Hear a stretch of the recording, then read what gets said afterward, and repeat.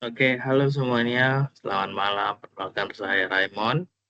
Di sini saya mahasiswa dari Universitas Cyber Asia ingin melakukan presentasi perihal menjawab soal-soal dari UTS yang sudah diberikan.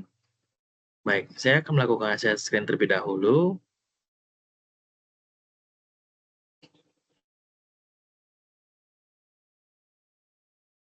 Baik, eh, baik. Sekarang di hadapan teman-teman sudah ada nampak ya dari halaman yang akan saya lakukan presentasi. Sebelumnya, di sini saya akan menjabarkan terlebih dahulu soal dari yang akan kita bahas kali ini, di mana di sini mata kuliahnya adalah jaringan wireless dan mobile yang diampu oleh Pak Dr. Ucup Darussalam, di mana di sini nanti hasil YouTube ini ataupun hasil video ini akan diupload di YouTube, ya. Dan juga nanti akan di-input linknya langsung di forum UTS ini. Serta minimal dari durasinya itu adalah 10 menit. Dan di sini kita sudah lihat jelas bahwa ada beberapa soal yang wajib kita jawab di video ini, di mana soal pertama adalah jelaskan prinsip komunikasi data dalam jaringan komputer berbasis wireless, beserta kelebihan atau keunggulannya. Kedua adalah jelaskan permasalahan yang terjadi dalam transmisi data secara wireless berbasis transmisi global elektromagnetik. Kedua, jelaskan metode pengiriman sinyal yang diterapkan dalam transmisi data secara wireless network. Dan keempat, jelaskan apa yang dimaksud dari parameter signal to noise ratio atau SNR. Dan soal terakhir adalah jelaskan metode akses jaringan secara uplink dari user downlink dari server dalam skema wireless network. Baik, saya akan melakukan share screen terhadap soalnya terlebih dahulu. Ya, di sini teman-teman mungkin sudah lihat soal yang nanti kita bahas menggunakan PowerPoint ya. Mana di sini saya beri judul komunikasi data, nirkabel, prinsip, tantangan, dan metodenya. Oke, slide kedua adalah prinsip komunikasi data, nirkabel, dan keunggulannya.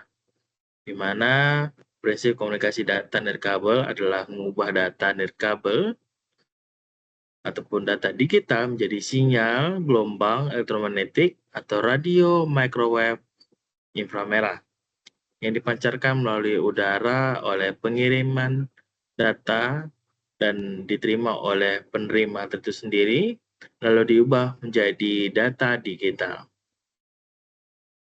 Ya, selanjutnya juga keunggulannya di mana pertama itu adalah mobilitas, pengguna bisa bergerak bebas saat terhubung pada jaringan itu sendiri. Kedua adalah fleksibilitas instalasi di mana mudah dipasang tanpa kabel yang sangat rumit. Ketiga adalah skalabilitas di mana mudah menambah perangkat baru. Yang keempat adalah ekuitas biaya, di mana secara biaya sendiri berkurang dalam segi pembelian kabel yang biasanya memerlukan panjang kabel bermeter-meter untuk dapat berkomunikasi, tapi di sini karena berbasis near cable dan akhirnya mengurangi biaya kabel itu sendiri dan juga instalasinya jangka panjang.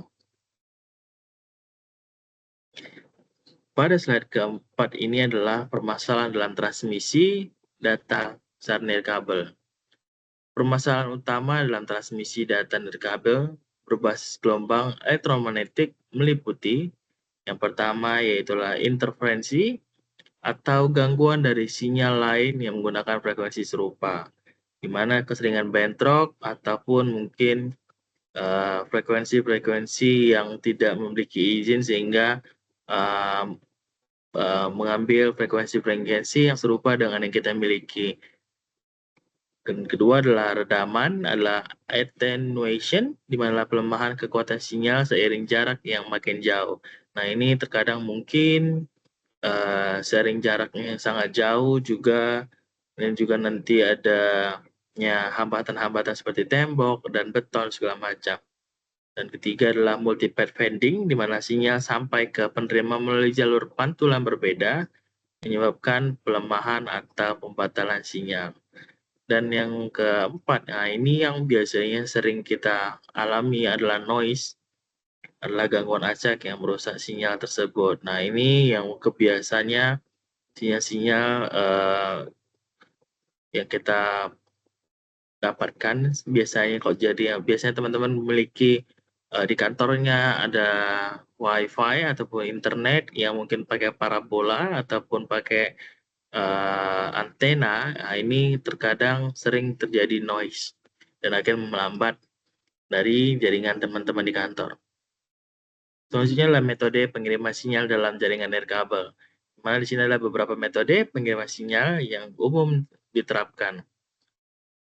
Yang pertama adalah spektrum tersebar, adalah spread spectrum, menyebar sinyal pada pita frekuensi yang lebih luas untuk mengurangi interferensi dan meningkatkan keamanan. Contohnya di sini ada FHSS dan DSSS.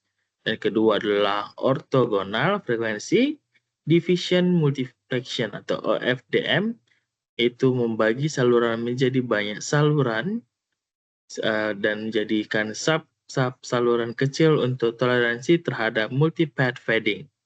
Digunakan biasanya pada Wi-Fi dan LTE. Jadi dengan Wi-Fi yang sering kita pakai sendiri itu menggunakan metode pengiriman namanya OFDM.